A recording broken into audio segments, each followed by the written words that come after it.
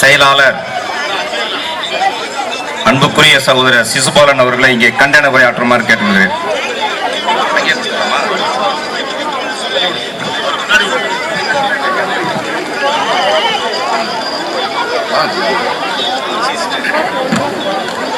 தமிழ்நாட்டில் சிறப்பு தீவிர திருத்த வாக்காளர் பட்டியல்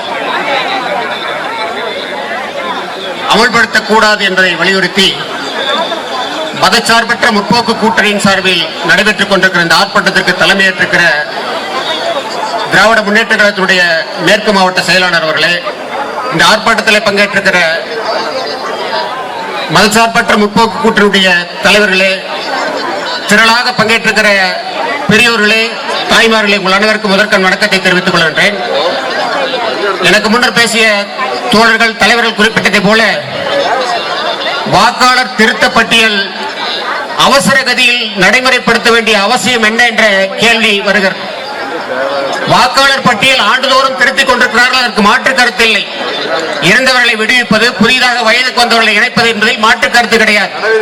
ஆனால் இப்பொழுது ஏற்பட்டிருக்கிற இந்த ஆபத்து அவர்களுக்கு வேண்டியவர்களை, பாஜகவுக்கும் அவருடைய கூட்டணிக்கும் ஆதரவானவர்களை வைத்துக் கொண்டு அவர்களுக்கு வாக்களிக்க தவறுகளை நீக்குவதுதான் அதனுடைய சூட்சமம், சரியாக இருக்கிறது. இன்னும் சொல்ல போனால் நந்தன் அவர்கள் குறிப்பிட்டதை போல 2016ஆம் ஆண்டில் திடீரென ஒரு நாள் ரூபாய் மதிப்பு பணமதிப்பு செஞ்சாங்க. 500 ரூபாய் 1000 ரூபாய் செல்லாதுன்னு சொன்னாங்க. இன்னைக்கு திடீர்னு நம்முடைய வாக்காளர் பட்டியலாம் செல்லாதுன்னு அறிவிச்சிட்டாங்க. இப்ப நம்ம யாருமே வாக்காளர் கிடையாது. ஏற்கனவே வாக்காளர் இருக்கிற ஏன் மறுபடியும் புதுசா சேரணும்? புதுசா சேரலாம், யாரு சேரலாம், இதுவரைக்கும் பட்டியல் இல்லாதவங்க சேரலாம். ஏற்கனவே வாக்காளர்கள் இருக்கிறோம் சேரணும் நோக்கம் என்ன, சூழ்ச்சி என்ன? வாக்காளர்களில் பெரும்பகுதியை நீக்குவது. இதுதான் பீகாரில் நடந்திருக்கு. 65 லட்சம் பேர் நீக்கி இருக்கிறாங்க. 1-2ல 65 லட்சம் பேர்.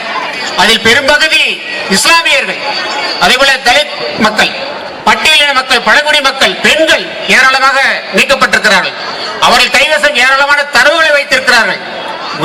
உயர்மட்டத்தில் இருக்கக்கூடியவர்கள், நரேந்திர மோடியிலிருந்து அதே போல இந்த தேர்தல் ஆணையத்திலிருந்து எல்லாவற்றையும் தன்னுடைய கைக்குள் நரேந்திர மோடி அவர்கள் வைத்திருக்கிறார். அவருடைய நோக்கம் என்ன? ஜனநாயகத்தை சீரழிப்பது, ஒரு சர்வாதிகாரத்தை நோக்கி நாட்டை இட்டுச் செல்வது.